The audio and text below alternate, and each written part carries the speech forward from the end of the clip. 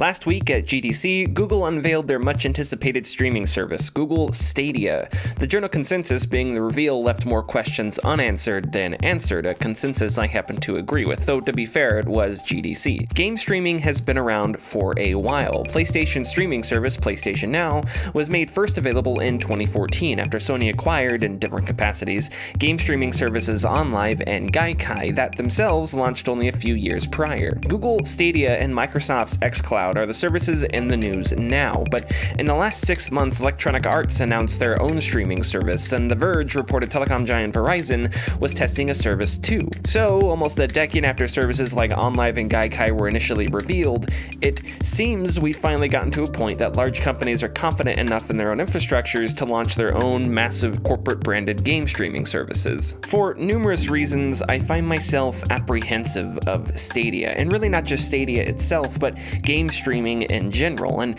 many of these reasons I'm sure you've heard before. Latency is always a huge worry. Streaming a game means the copy of said game you're playing is stored somewhere other than your house or hard drive.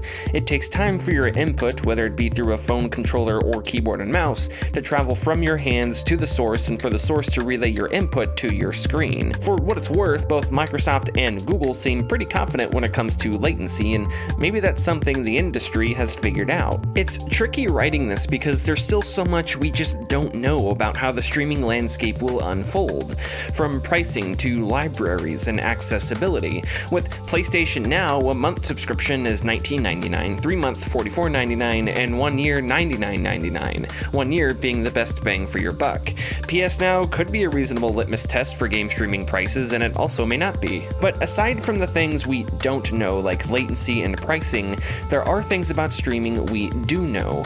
Even if latency is solved, the quality of play still hinges on the whims of your own connection and how that connection fares across multiple networks. Streaming also means you don't have a physical or digital copy of the game you're playing. It's a copy you don't have control over. With services like xCloud and PS Now, at least currently, games you stream are games you can purchase hard copies of, whether they be downloads or discs.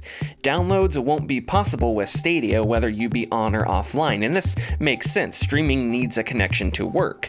But does this mean hard copies of Stadia's exclusives won't exist at all? I think that's an important question to consider. Stadia's value, in my mind, is twofold: convenience and accessibility. It's a library of games you can play anywhere on any supported device as long as you're connected to the internet, and you don't need a game console either. There's no initial $300 or $400 entrance point like you would have with Xbox Game Pass, where you need either an Xbox One or adequate PC to download and play games. But I don't think a streaming service's convenience and accessibility alone outweigh the benefits of a service that allows you to download games like Xbox Game Pass, or even the benefits of more conventional mobile gaming like phones or the Nintendo Switch. Give me the option of playing the same game on the Switch or on my phone via streaming, and I'll pick my Switch every day of the week. Of course, if I don't own a Switch, or if I want to play a game that's unavailable on the Switch, then perhaps Stadia will be a good alternative. Furthermore, if a Stadia exclusive doesn't have any form of physical existence outside Google's servers, what would this mean for game preservation, for collectors, for the industry's history? Game preservation is a real issue. It's about the history of a form of art, of a craft, and of a culture. Stadia's streaming-only nature doesn't necessarily preclude physical copies of its exclusives existing, but it's worth thinking about. If Stadia is a streaming-only service and Google releases a hard copy of its exclusive that works outside of Stadia's ecosystem, wouldn't they be undercutting their own market? Stadia's exclusives are, perhaps, the element I'm most fascinated about with this service. I've wondered if they'll be tied to its price model and how that will affect game design, if at all. If we assume Stadia is a subscription service, you'd think Google would need to incentivize continuous monthly payments.